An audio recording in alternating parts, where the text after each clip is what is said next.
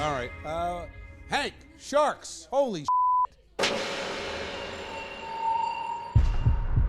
where you have 5 attacks, 4 fatalities, and a limb-threatening attack on the last victim. That is truly unprecedented, probably in world history, even to this day. Bill, I checked out Matawan Creek Monday afternoon, where 3 of the 5 infamous 1916 New Jersey shark attacks occurred. Authors are Richard Fernicola, who wrote this book, 12 Days of Terror, and Al Savolaine, the Matawan town historian, also the author of this book. They took me back a century. 2 attacks had already occurred, July 1st and 6th in Beach Haven and Spring Lake, when 11-year-old Lester Stillwell met his end while swimming with friends in Matawan Creek. The boys sounded the alarm. After he'd been attacked and the water actually lifted out of the water scene, they forgot to put the clothes on. And they ran up from Dog Street all the way up Main Street to the center of town, screaming, "A shark got Lester, shark got Lester, and Lester's gone," things like that. People didn't believe them. But the one person who did realize that something terribly was wrong was Stanley Fisher.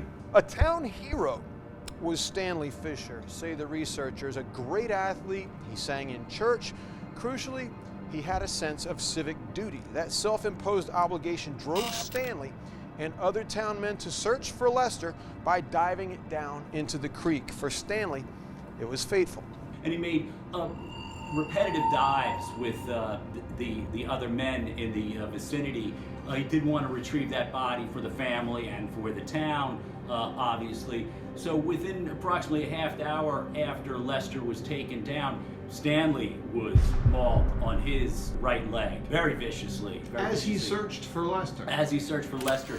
And since many had gathered on shore to watch the search for Lester, many witnessed the attack on Stanley. Some say that Stanley succeeded in finding Lester's body and even fended off the shark. Al took me a mile away or so to Lester's grave at Rose Hill Cemetery. People still leave things there. And I would say for the last maybe 5 or 6 years, right, more things have been left here. Bill, you can try to go down to where the attacks happened in Matawan Creek, but the dock's long gone and it's private property. Joe Brown's got access to the property though, and he's kind enough to show it to me and Al. It's amazing 100 years later the hold that those attacks still have on the local people. What is it about it that still compels people 100 years later? The eeriness and the possibility of not knowing what's in there.